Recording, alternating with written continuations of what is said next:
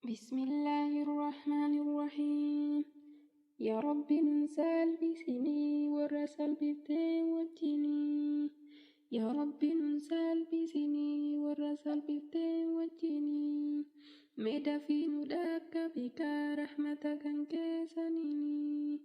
Harama irraa nu tiksi halaalan nu waajjika. Ya Rabbi nun jallisini akhiraa nun balleessini.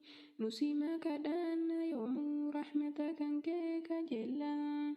Mana jannata seenanii wallahi bahuun hin jiru. Ya Rabbi nu taasisime moomintoota ta'e wajjini.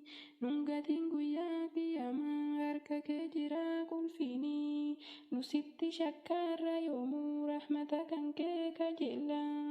Nusitti shakkaarra yoomuu rahmata kan kee kajeella.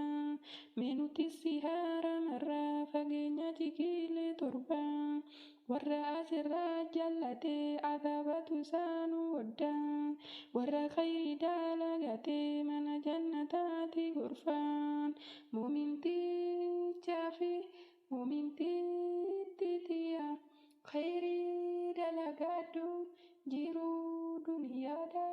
Meedaa fi samaadhu guyyaa qiyamaadha. Gaaddisa arshiiti jalatti boqadhu. Guyyaa qiyamaadha. Gaaddisa arshiiti jalatti boqadhu.